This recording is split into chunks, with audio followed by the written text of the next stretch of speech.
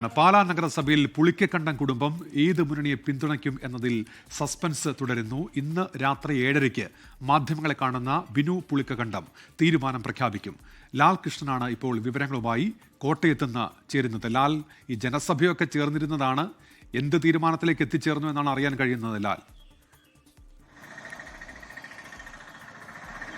നിലവിലെ സാഹചര്യം നോക്കിക്കഴിയുമ്പോൾ കേരള കോൺഗ്രസ് മാണി വിഭാഗത്തിന്റെ നിലപാട് പുളിക്കക്കണ്ടം കുടുംബത്തിന്റെ പിന്തുണ വേണ്ട എന്നുള്ള രീതിയിലാണ്.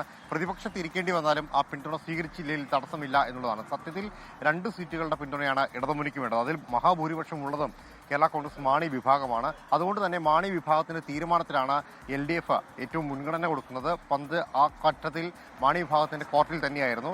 ഇന്ന് കോർ കമ്മിറ്റി ചേർന്നുകൊണ്ടിരിക്കുകയാണ്. കോർ കമ്മിറ്റിയിൽ ഇതുവരെ നമ്മൾ അറിയുന്നത് പ്രതിപക്ഷത്ത് ഇരിക്കേണ്ടി വന്നാലും ഒരു ഘട്ടത്തിനും അവരുടെ പിന്തുണ നേടേണ്ടി വരരുത് എന്നുള്ളതാണ്. പ്രധാന കാരണം എന്ന് പറയുന്നത്, പോരുകയാണെങ്കിൽ ഒറ്റ ബ്ലോക്കായിട്ട് ഈ പുളിക്കക്കണ്ടം ഫാമിലി 3 പേരും ഒരുമിച്ച് വരികയുള്ളൂ. അവരുടെ ഡിമാൻഡ് എന്ന് പറയുന്നത് വളരെ വലുതായിരിക്കും. അത്തരത്തിലൊരു രാഷ്ട്രീയ കോംപ്രമൈസിന് തയ്യാറാകേണ്ടതില്ല എന്ന നിലപാടാണ് മാണി വിഭാഗം സ്വീകരിക്കുന്നത്. നേരെ മറിച്ച് 4 പേരുടെ പിന്തുണ ഉണ്ടായാലേ UDFന് പാലാ നഗരസഭയിൽ ഭരണം ഉറപ്പിക്കാൻ കഴിയുകയുള്ളൂ. പ്രധാനമായിട്ടും ചെയർപേഴ്സൺ സ്ഥാനമടക്കമുള്ള കാര്യങ്ങളാണ് പുളിക്കക്കണ്ടം ഫാമിലി മുന്നോട്ട് വച്ചിരിക്കുന്നത്. അത് 2 ടേം വ്യവസ്ഥയിലാണെങ്കിൽ പോലും തെറ്റില്ല എന്ന നിലപാടാണ് പുളിക്കക്കണ്ടം മുന്നോട്ട് വെച്ച വ്യവസ്ഥ എന്ന് പറയുന്നത്.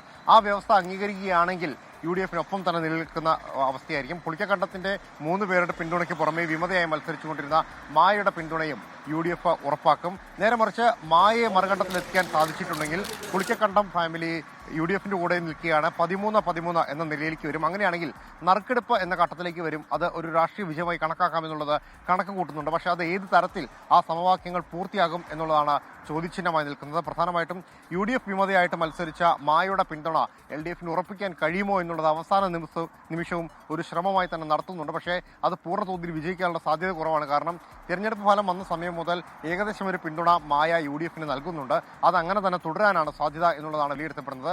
അങ്ങനെയാണെങ്കിൽ പുളിക്കക്കണ്ടം കുടുംബത്തിന്റെ പിന്തുണ എന്ന് പറയുന്നത്, അല്ലെങ്കിൽ പുളിക്കക്കണ്ടത്തിലുള്ള 3 പേരുടെയും പിന്തുണ എന്ന് പറയുന്നത് UDFനൊപ്പമായിരിക്കാനാണ് സാധ്യത. എന്താണെങ്കിലും പുളിക്കക്കണ്ടം ഇന്ന് 7:30 മാധ്യമപ്രവർത്തകരെ കാണും, തന്റെ നിലപാട് അറിയിക്കുമെന്ന കാര്യം അറിയിച്ചിട്ടുണ്ട്.